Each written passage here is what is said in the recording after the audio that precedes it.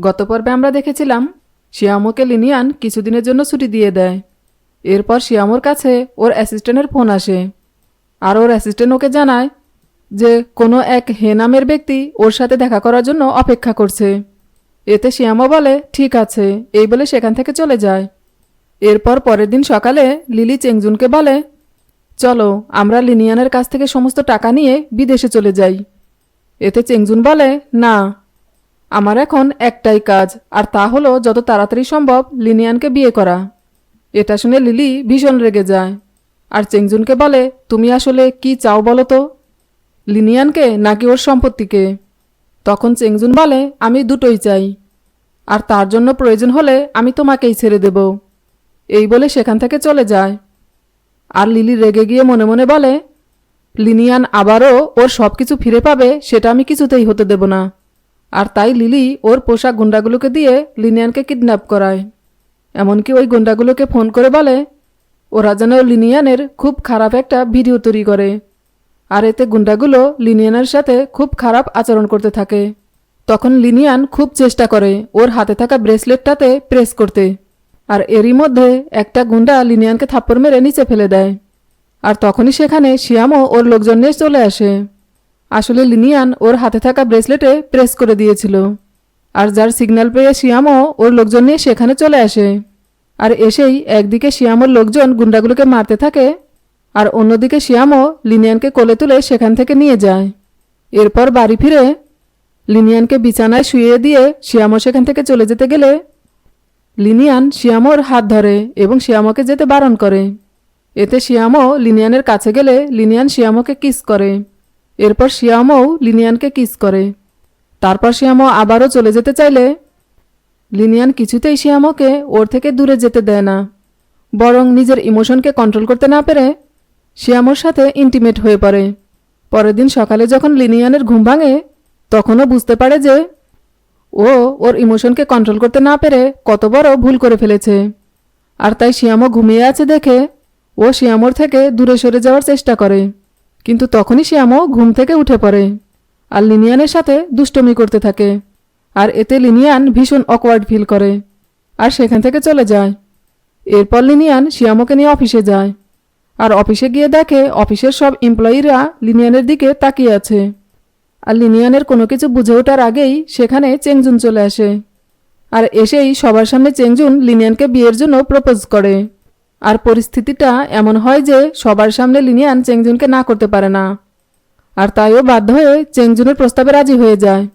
আর এই ঘটনায় শিয়ামো অনেক জেলাস ফিল করে, আর লিনিয়ানকে বলে, তুমি কি সত্যি সত্যি চেংজুনকে বিয়ে করতে চাইছো? তখন লিনিয়ান বলে, যতক্ষণ পর্যন্ত না আমি আমার কোম্পানিটাকে ফিরে পাচ্ছি ততক্ষণ পর্যন্ত আমাকে চেংজুনের সাথে রিলেশনটা রাখতেই হবে। এটা শুনে শিয়ামো ভীষণ রেগে যায়, আর লিনিয়ানকে বলে, তার মানে এবার যদি কোম্পানিটাকে ফিরে পাওয়ার জন্য তোমাকে চেংজুনকে বিয়ে করতে হয় তাহলে কি তুমি সেটাই করবে? আর তাছাড়া তুমি কি একবারও ভেবে দেখেছ যে তোমার সাথে যদি একবার চেংজুনের বিয়ে হয়ে যায় তাহলে তো তোমরা দুজন আইনগতভাবে হাজব্যান্ড ওয়াইফ হয়ে যাবে। তখন তুমি চেংজুনকে ওর অধিকার থেকে কি করে আটকাবে? তখন লিনিয়ান বলে, সেটা পরে দেখা যাবে, এখন যে কোনো কিছুর বিনিময়ে আমি আমার কোম্পানিটাকে ফিরে পেতে চাই। এরপর দেখা যায় অফিসে চেংজুন অন্য আরেকটি মেয়ের সাথে ভীষণ বাজে ব্যবহার করে, যেটা দূরে থেকে লিনিয়ান দেখে ফেলে। আর তাই চেংজুন সেখান থেকে চলে যাওয়ার পর লিনিয়ান মেয়েটির কাছে যায়, আর মেয়েটির কাছ থেকে চেংজুনের সম্পর্কে আরও কিছু তথ্য জেনে নেওয়ার পর মেয়েটিকেও লিনিয়ান ওর প্ল্যানে যুক্ত করে নেয়। এরপর লিনিয়ান চেংজুনের সাথে অফিসের ওই মেয়েটির একটি ছবি লিলির ফোনে পাঠায়, যেটা দেখে লিলি ভীষণ রেগে যায়।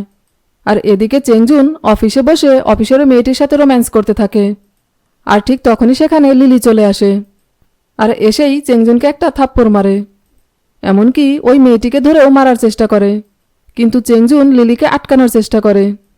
আর এরই মধ্যে ওই মেয়েটি লিলির গালে একটা থাপ্পড় মারে, এমনকি লিলির সাথে মারামারি করতে থাকে। আর ঠিক তখনই সেখানে অফিসের সব স্টাফরা চলে আসে, এমনকি লিনিয়ানও সেখানে চলে আসে।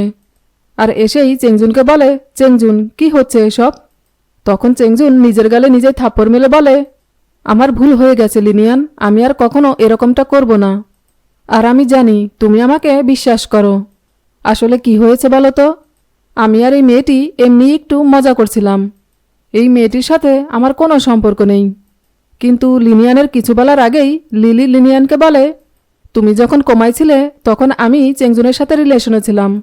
শুধু তাই নয়, আমরা দুজন তো তোমার বাড়িতেই থাকতাম, এমনকি তোমার বিছানাতেই ঘুমাতাম। এসব শুনে লিনিয়ান লিলিকে বলে, তুমি আমার সাথে এরকমটা কি করে করলে? এই বলে লিলির কানের কাছে গিয়ে বলে, তুমি কি ভেবেছিলে যে তুমি তোমার এই সৌন্দর্য দিয়ে চেংজুনকে ধরে রাখতে পারবে? চেংজুন শুধুমাত্র টাকাকে ভালোবাসে, তোমাকে নয়। আর তাছাড়া তুমি যেটা বললে সেটা একদমই সত্যি কথাই বলেছ। কারণ আমার প্রথম থেকে শুরু করে আজ পর্যন্ত আমার সাথে যা যা ঘটেছে সব কিছুই মনে আছে। এটা শুনে লিলি ভীষণ অবাক হয়ে যায়। আর লিলিয়ান সেখান থেকে চলে যায় এবং চেংজুনও লিনিয়ানের পেছন পেছন যায়। এরপর লিনিয়ান অফিসের ওই মেয়েটিকে ধন্যবাদ জানায়, কেননা ওই মেয়েটির জন্যই চেংজুন আজ সবার সামনে হাতে নাতে ধরা পড়েছে। তারপর লিনিয়ান আর শিয়ামো যখন বাড়ি ফিরে তখন দেখে যে চেংজুন লিনিয়ানের বাড়ির সামনে হাঁটু গেড়ে বসে আছে। আর চেংজুন লিনিয়ানকে দেখে বারবার ক্ষমা চাইতে থাকে, যেটা দেখে শিয়ামো হাসতে থাকে। আর লিনিয়ান চেংজুনকে নাটক করে বলে, দেখো চেংজুন, আমি সব বুঝতে পেরেছি। আমি 3 বছর কোমায় ছিলাম, আর একটা মানুষ কি করে একা এতদিন থাকতে পারে। তাই তুমি একটা ভুল করে ফেলেছ। আর তাছাড়া তুমিও তো জানো মানুষের মন বলে কথা। তাই আমারও একটা ছোট ভুল হয়ে গেছে। এই বলে শিয়ামোর দিকে তাকায়, যেটা দেখে চেংজুন বলে, তার মানে কি তুমি শিয়ামোকে পছন্দ করতে শুরু করেছ? ভিডিওটি যদি আপনাদের ভালো লেগে থাকে তাহলে এর পরের পর্বগুলো দেখার জন্য চ্যানেলটি লাইক, শেয়ার, কমেন্টস এবং সাবস্ক্রাইব করবেন।